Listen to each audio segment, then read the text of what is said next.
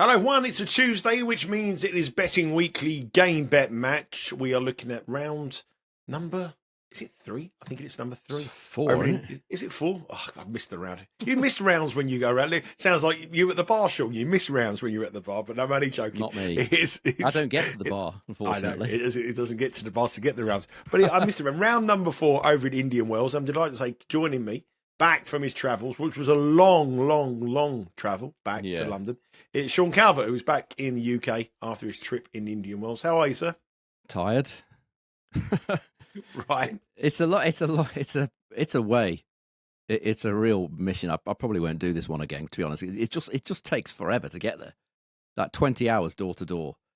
Obviously, that's just one way, and then obviously 20 hours back as well. So it's a bit of a mission if you happen to be coming from Essex to Indian Wells, La Quinta or whatever. It's a long way, that is for sure. And once you're there as well, there's a lot of logistical problems once you're there as well. You know, if you're staying close to the tournament, which I was for a couple of days, that's great, but there's literal nothing there. So there's just the tennis and your bed. That's it. Unless you want to get in an Uber and go about, 5, 10, 15 miles or something to a bar or a restaurant. Yeah, it's a trip that does take a lot of logistical planning and quite tiring. Before we look at tomorrow's matches over in Indian Wells, and it is round 4, it's the last 16, isn't it? Let's have a look at the outright market. And the outright market sees Carlos Alcaraz at minus 106. The conditions are absolutely perfect for it. The Spaniard looked really good last night. The top half of the draw, very, very wide open. Medvedev is plus 650, a former 2-time runner-up in the last couple of years. Tsitsipas playing the tennis of his life, $8.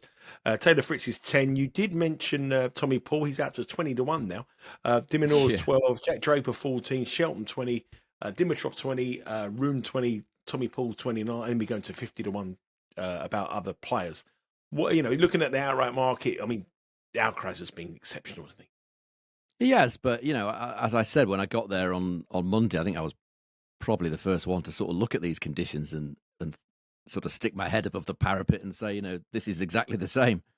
And it is, if anything, it's actually slower. If we just want to have a look at some statistics, actually, which I've got here somewhere on this page, if I can even find them. Where are we? Yeah, so far in the main draw, then I think there's been 70 odd matches. So a good amount of matches that have been played in the main draw. This doesn't include qualies.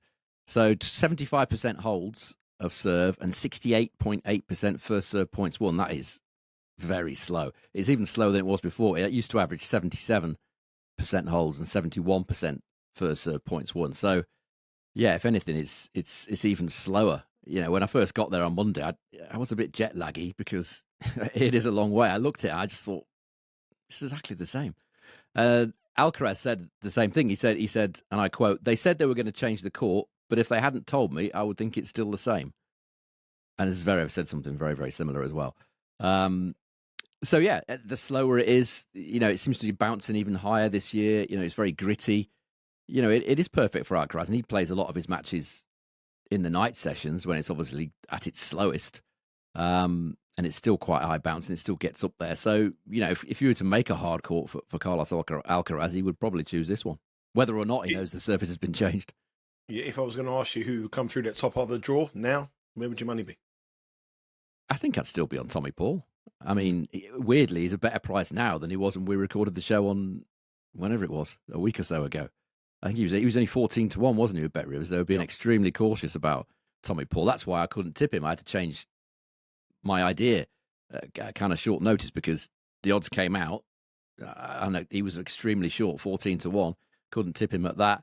20 to 1. I mean, yeah, I think that would still be my bet. He's only a very narrow underdog, isn't he, against Medvedev? If he wins that, as he's got a decent chance of doing, then he's got either gear on or Fils. Again, we were unlucky with Musetti. He had a match point to win in straight sets against Fils. Should have won it in straight sets. Ended up losing it in a third. I watched that one on the plane. If Tommy Paul beats Medvedev, I think he's got a very strong chance indeed of making the final. Yeah, that match is tonight, 9 o'clock Eastern time. Tommy Paul against Daniel Medvedev, minus 130 Medvedev, plus 105 Tommy Paul. Spread is 1.5, total was 22.5. Remember, if you do head across to the Bet Rivers app or the website, you'll be able to live stream these matches. We have Greek Sport Watanuki who would have predicted that as the last 16 match opening proceedings at 2 p.m. today, and Holgerun Tsitsipas at 4 p.m. Eastern Time, which promises to be a good match as well. It's all about tomorrow's matches that we have here. And before we move on to tomorrow's matches, please hit that subscribe button. Please hit the like. Please give some comments on the show. Any tips you may have, any predictions you like. Let us know what you think. We're going to start off with a match between two big servers. It's the match between. Should we do the weather? Sorry, mate. Yes, certainly. I thought you might go into the weather when we talk about the match, but the match we were going to start with was Jack Draper against Taylor Fritz. But obviously, this is important, the weather, and the scheduling is important for this match. It is. The problem one of the problems that we have with Indian Wells is we don't have the schedule when we do these shows. Generally, occasionally we might, but I don't think we have had so far, have we? It makes a massive difference. As I said, much slower at night, much colder. It's freezing. You see the people with the jackets on and stuff, and the players with their underwear, the leggings and stuff that they wear, because it's so cold. It's supposed to rain a bit today, as we're talking now on Tuesday afternoon. There's supposed to be some little bit of light rain around today.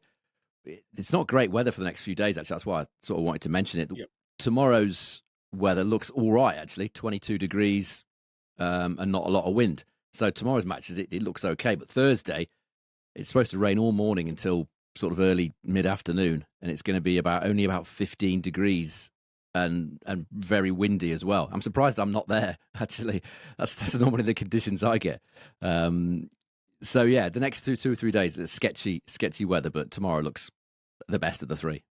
And I think if the weather is bad and it does play even more slow, and it potentially does, I think that probably favours Taylor Fritz. Taylor Fritz has won the two meetings between the two of them on clay court. It's 2-2 on the head-to-heads. They've met very recently as well. 3 matches last year where Fritz leads 2-1, and 1 match in Queen's Club on the grass where Draper would expect it to be the favourite, or more, he's the big server. Well, they're both big servers, but he'd be more suited to them conditions. He won that one. So 3 times last year, Draper won the last counter, 2024 indoors in Paris, Olympics in Paris, Fritz won on clay.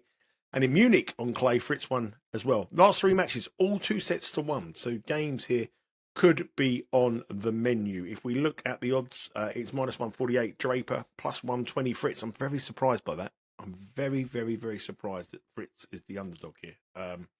You'll probably tell me why. I'm not so sure. 1.5 is the spread. Total 22.5. Now that does seem very cheap. -148. Is that right? That is right. That just seems. I genuinely thought it would be the other way around. Well, the reason I asked that is because when I looked at this morning, not even that long ago, probably about 3 or 4 hours ago, he was -111. Jack Draper, 1.91 in decimal. Then he came in a bit after I'd sort of looked through it. I had another look at the odds, and he was -125, which is about 1.8. And now he's -148, which is what, about 1.7-ish? And I've looked at the price, and it is -1. It's not far off -150. -150 is 1.66. So you're looking at about +168 there for Draper. Yeah, I can see why the money's come for him. Initially, when he was, really? Initially, when he was 1.91, I thought that I'm slightly tempted at that. I wouldn't back him now, -148. If that's that the money's been coming from, he's too short now. I think the problem is that Taylor Fritz has been struggling with injury this season. I mean, this isn't a fit and healthy and in form Taylor Fritz. I think this is why the prices are as they are. He beat Tabello just about yesterday. He beat Gigante in his opening round. He's not really done. He's not had to beat that much. Tabello really out of form, struggling with confidence, and obviously Gigante the qualifier, who by the way beat Van der Zandschulp, who then went on to beat Novak Djokovic. So go figure. So Fritz, after that match, he said, and I quote, he said, "I feel healthy, but I'm not as sharp as I would be if I'd had more preparation. I knew that I'd have to play myself into the tournament, and I'm doing that." So he's they don't like admitting when they're not fully fit, and he's clearly admitting it here. He hasn't been fit all season, abdominal issues. He's not in the best of form. He certainly hasn't shown anything like his true form this season. The positive for him is that he's played a couple of lefties already, so that's a positive. But I watched all of Jack Draper's match yesterday against Brooksby. Very impressive. 4-1 down. He was struggling, got a bit frustrated, came back impressively, worked it out. Brooksby's tough guy to play, very, very junky kind of style. It takes players a little while to figure him out. He can make you play badly, Brooksby, without you kind of realizing it, the style that he plays. Draper, he said after the match, when it's hot and the ball bounces high, it enhances my game. Right now, I feel comfortable with both my backhand and my forehand, especially my forehand, which is in great shape. My serve also benefits from these conditions, and I'm returning well.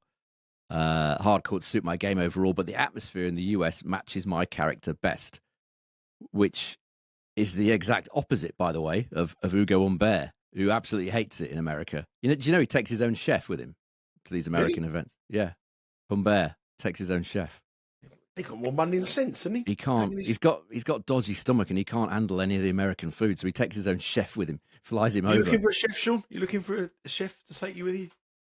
I wouldn't mind borrowing Humbert's chef if he's going to let me have him for free or something. I could help him out with a few matchup things if he wants. If anyone wants to be Sean's chef, just put a message at the bottom for free. I'm not paying for this, by the way. Well, just take it with the tennis. Come across, be your chef. Oh yeah, I could do that. I could do something. What would you ask your chef to make you? What do you want?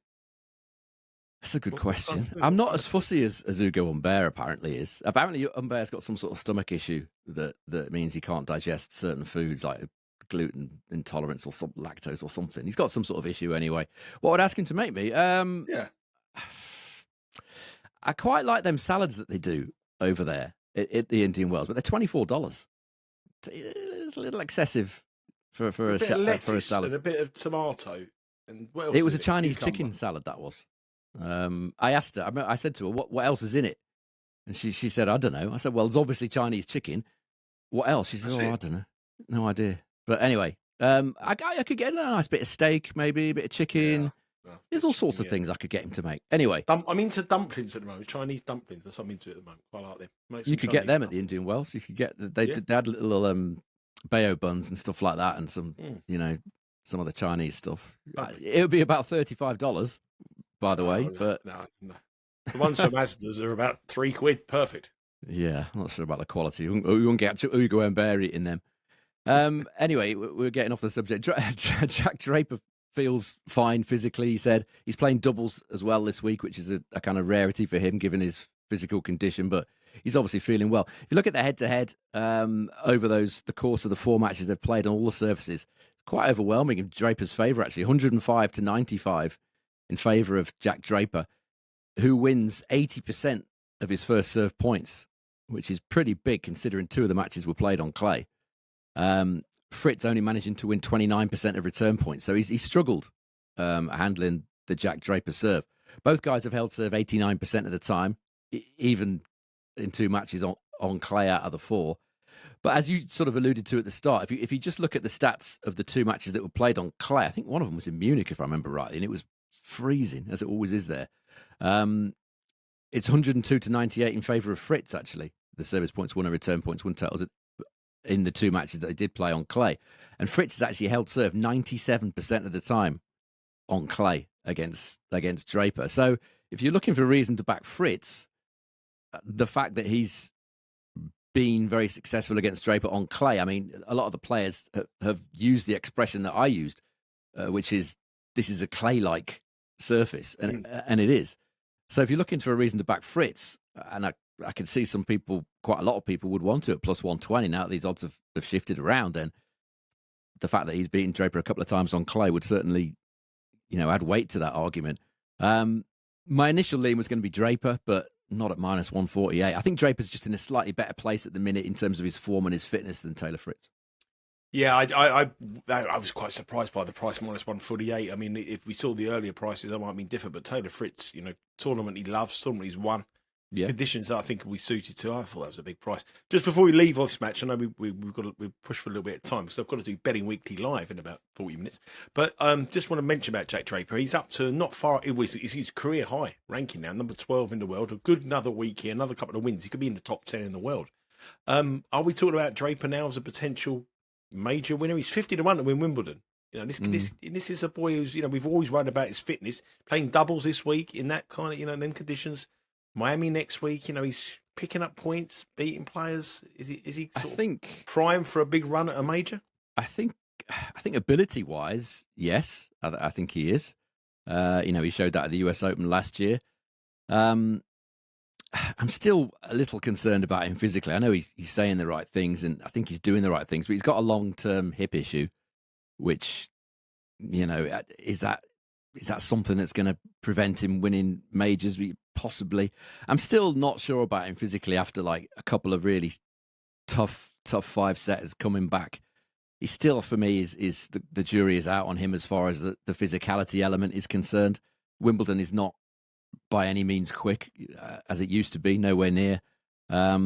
Watched him and tipped, actually, Norrie to beat him there last year. You probably remember. I was there that day. Norrie beat him pretty easily. I know it was a year ago, all the rest of it. But yeah, ability-wise, yeah, I think so. But I think he's got certainly a deep run in him, or several deep runs in him in majors. But I just feel like I'm still a little bit worried about him physically. Next match on call, Francisco Cerundolo up against Alex de Minaur. Alex de Minaur has been playing non-stop tennis, getting through to the business ends of tournaments, and he must be absolutely running empty. I keep saying this about the Aussie. He's minus 420 up against Cerundolo. Come through he started off really slowly against Botic van der Sandschap in his last match, and then he come through in flying colours in the end. I bet him at minus 120, and I was worried when he was 3-0 down. I thought, what's going on here? Anyway, he recovered well to win. He's minus 310 here. I think he'll like the conditions. He's 4.5 underdog here, which is quite surprising. And the totals, again, 20.5. I think that is very, very cheap. They've only met once before. It was in the Australian Open this year, back in January. Alex de Minaur did win, but Cerundolo took a set off him, and the opening set, 7-5, and it was 7-6 in the second set. Cerundolo had chance. He could have gone 2 sets to love up in that game. I wouldn't be, I think 4.5's decent price for him. I love the overs. But he's come in from that, hasn't he? He's plus 310 now, I think, isn't he, Cerundolo? No, I'm on about the 4.5 on the spread. I like the 4.5 on the spread. Yeah. Oh, yeah, completely. Yeah, totally. I think... I definitely think the slow conditions here give Cerundolo a pretty decent chance, actually. That match that you talked about a minute ago in Melbourne, which obviously in de Minaur's home surface, home conditions, his backyard, if you like. Before Cerundolo, it was a tough battle, wasn't it? The first 2 sets were extremely tough battle. I remember watching that match. In the end, de Minaur won it on physicality and stamina, as he often does. Cerundolo started to struggle physically in set 3, and certainly in set 4 he had the trainer out. I think he had a thigh issue, cramps and stuff. But if you look at the stats of the first 2 sets, dead even. Service points won and return point. I had to work this out manually, by the way. First two sets, service points won and return points won totals, both on exactly 100 in those first two sets. So nothing to split them at all. Obviously, it's much quicker conditions, a slicker surface, and a quicker conditions and different balls that they play with there at the Australian Open, which would favour de Minaur, as would obviously the home crowd. So on the matchup, if we can forgive Cerundolo those last 2 sets where he had a physical issue, then on the matchup it's pretty close. Here, you would favour Cerundolo, or I certainly would, in terms of the playing conditions. Their Indian Wells records, again, identical in terms of service points won and return points won totals, both on 104 in that regard.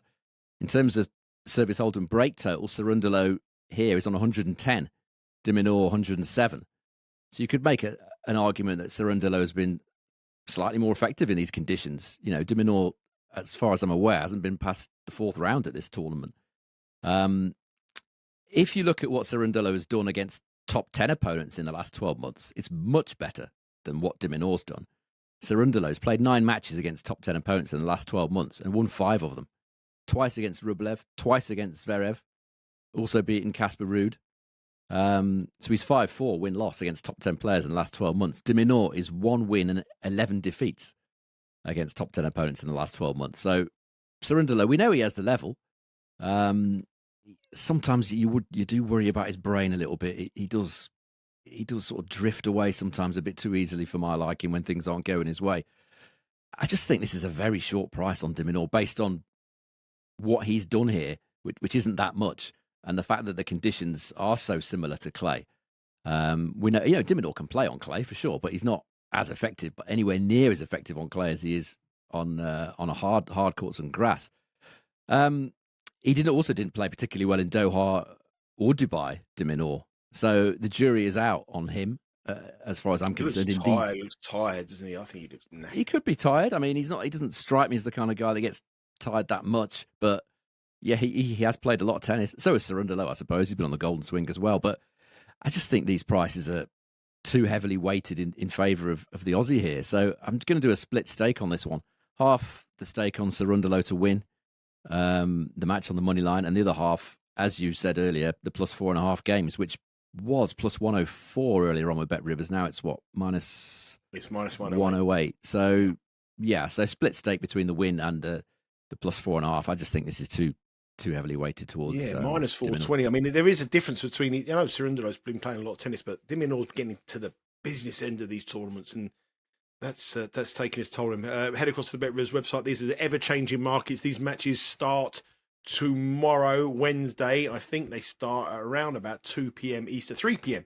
Eastern time. We haven't got the order of play yet, and I think that's crucial for a lot of these bets, and it's crucial probably for the next match as well. This is very crucial for the order of play.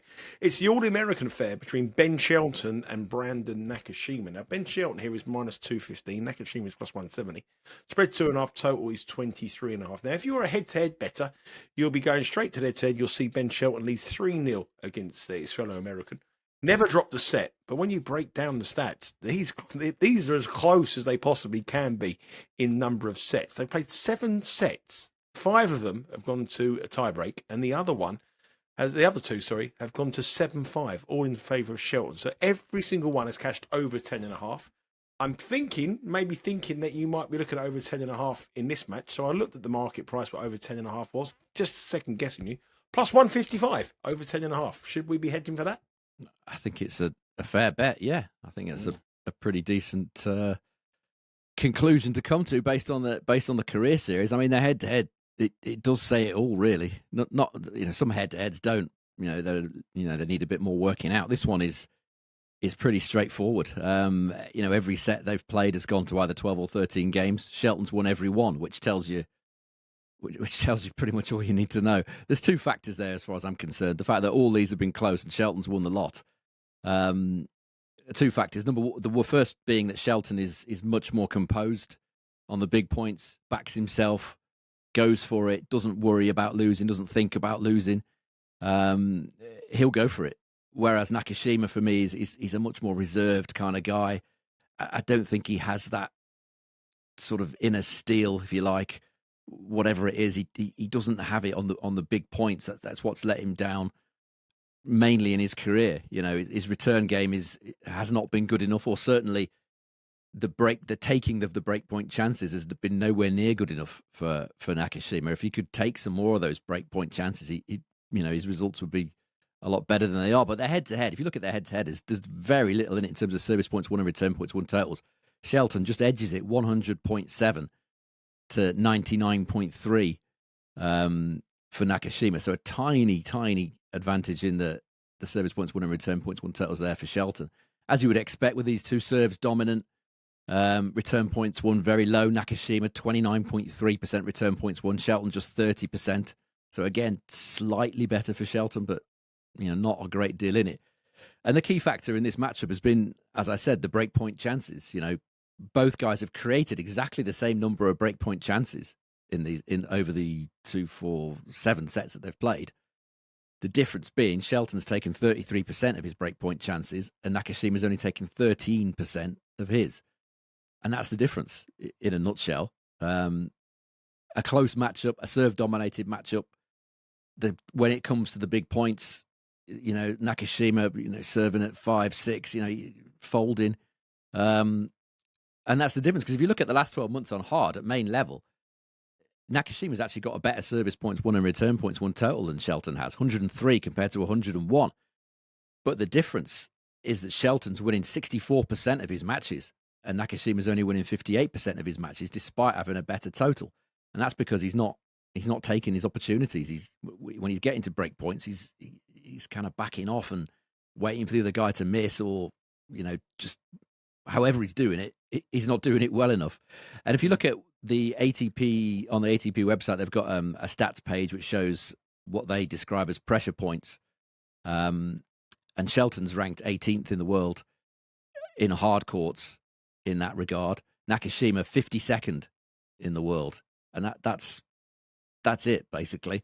All of that being said, there's absolutely no value on Shelton at minus 215 in a matchup that's as close as this. You would think at some point Nakashima's got to win some of these tight points. He's got to win some of these big points at some point. So for me, if you're betting on this match, the bet you suggested, the set one overs, is certainly a decent shout considering the head-to-head. But I quite like the over 12.5 player games for Nakashima here at even money. I think he's got to win a set at some point. Given that matchup, those statistics, he can't keep losing every set 7-5, 7-6. And you think if he wins one set, that bet will pretty much come in. So if I'm betting in that one, I'm looking at over 12.5 player games for Nakashima. Yeah, lots of different markets available with Bet Rivers on that match. I think there's going to be about 40 markets by the time the action starts tomorrow at 3 p.m. Eastern time. Currently, there's 26 markets available, 29 markets available on the website. There's 4 matches tomorrow, 4 matches today. Head across to the website. Obviously, hit the subscribe button on this YouTube channel as well. Let us know what your thoughts. Give us your best bets for the action tomorrow. Our final match of the 4 is the most one-sided favourite on the card. It's Carlos Alcaraz, the man we said at the top of the show, the most likely winner. He's minus money favourite to win Indian Wells again. He's minus 7.15 against Grigor Dimitrov at $5. The spread here is 5.5, and the total is very low at 20.5. If you looked at the head-to-head, Dimitrov's given him problems before. He's won his last 2 matches. He won in Miami last year, 6-2, 6-4 in the quarterfinal.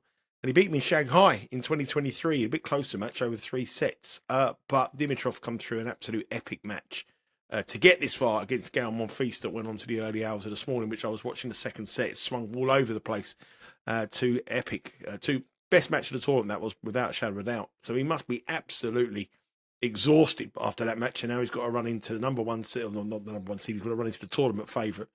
And the man who everyone expects to win this tournament in conditions that are going to suit him rather than Dimitrov.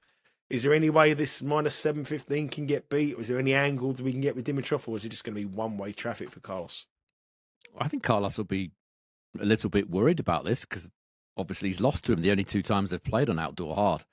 I think he'll be very much wary. Alcaraz will be very wary of what Dimitrov can bring to this matchup. This is the first time that Dimitrov's been fit, isn't it, since the opening week of the season when he became the first of our 7 or 8, however many it is, outrights to quit in the middle of the tournament when he retired. I think he was in the semi-finals in Brisbane. He's not been fit since. So he's a player that kind of entered my thinking, always enters my thinking at Indian Wells because he's got a good record here. His game has been suited to the conditions. I know it's slow, but the slice, the grittiness of the courts, his slice is quite effective here. He's had some very good results here, Dimitrov, but the fitness element, he prior to this, I think the last time he was seen, he played O'Connell, didn't he, in Dubai? Played 1 set, lost it 6-love, and then retired. So he's not been fit at all. So what you just mentioned about the 3 hours that he played with Gael Monfils didn't finish till it was really late, wasn't it? It was about finished about 7 this morning over here. It should be about 3 in the morning. Yeah, it was. About 3 o'clock Eastern time. It'd be about 1. It would be about midnight or 1 a.m., wouldn't it? Something like that. Yeah, it was late and it was long and it was physical. On his hard court results against Alcaraz, he's got a chance. I mean, I'm assuming this is going to be a night match. That's the problem we've got. I don't know. A day match, you would give Dimitrov some sort of chance. Night match, I think he's got his work cut out for him, really. Cold, slow, perfect for Alcaraz. Very difficult for Dimitrov to hit through, and even more so a fatigued Dimitrov, who's not played much tennis this season. And then he's had to play a 3-hour late night epic against Gael Monfils. He won the last 2 meetings, but he has had to play an almost perfect match each time. The Miami one in particular was sensational tennis from Dimitrov. And you've also got to bear in mind that those 2 matches, the Shanghai one and the Miami one, they're 2 of the quicker hard court events of the year. Obviously much slower here at Indian Wells. The all-time head-to-head, based on the 5 matches that they've played, it certainly favours Alcaraz quite handy. 105-95 in terms of service points won and return points won totals across all of their meetings. But it's hard to get away from how suitable these conditions are for Alcaraz at Indian Wells. As I said, Dimitrov's got a very good record here, 59% win rate and a service points won and return points won total of 104 here, and a service hold and break total of 104 as well. But you look at Alcaraz, 90% win rate here. Service points won and return points won total of 113 and a service hold and break total of 125. These are incredible numbers, really. Mm-hmm. Alcaraz is going to be desperate to beat Dimitrov, having lost the last two to him. And when Alcaraz does win here, he tends to win pretty comfortably. 13 of his 17 victories at Indian Wells have come in under 20.5 games. So if this is a night match, we don't know yet. If it is, and you think Alcaraz is going to win, then there's a pretty decent chance he's going to win in under 20 and a half games based on what he's done here in the past, and the fatigue element for Dimitrov. So, yeah, I think it'd be tough for Dimitrov to beat Alcaraz again on a hard court. As slow as this one is, it's absolutely perfect for Alcaraz, and it's a tall order for Grigor. Very tall order. It's very tall order for bettors as well to have a bet on these 4 matches without knowing the scheduling. And we're doing this in advance, but unfortunately, the task of official bets has to go down to Mr. Calvert. So you have to give us some official bets. Have we got an official bet for tomorrow? Yeah, I'm taking the split stake on Cerundolo. Yep. Half the stake for Cerundolo to win, and the other half on him to win with a 4.5 game handicap start. Yeah, love the 4.5. Plus 310. It looks a decent bet as well, but I just don't think he's going to get over the finishing line. But the 4.5 is a nice price because he has got the capabilities to hit 4 or 5 games in succession and win a set before you know it. So conditions will suit Cerundolo. He did it against Botic van der Sandschot. Botic van der Sandschot come in there after beating Novak Djokovic. He started slow and then he just breeze through in the end. Remember to download the podcast Betting Weekly Game Bet Match on your preferred podcast provider. Remember to hit the like button, hit the subscribe button here on the YouTube channel Betting Weekly Studios. Give us a comment as well, helps all the algorithms. And finally, make sure you tune in every day, 11 o'clock Eastern time, for Betting Weekly Live, where the handicapping team will be on all this week, giving you the best bets across the tennis world and also on the world of soccer. It's Champions League tonight. I'll be on there now. You probably missed that, but if it comes, you'll be able to watch that on repeat. And tomorrow, Will White will be on as well, giving you his bets. Myself and Sean will be back tomorrow to look at the quarterfinals. It's quarterfinal day over in Indian Wells. We'll look at 2 quarterfinals in the top half of the draw, which is very, very wide open. Hopefully we get a winner tonight with Cerundolo. Thanks very much for joining us, Sean. I know it's been a long couple of days travelling back from California. But you're back now. You'll be okay. You'll be at football the weekend. You'll be wanting to get back on that plane in no time, I can guarantee. Yeah, possibly. Take care, everyone. All the very best. Speak to you again tomorrow.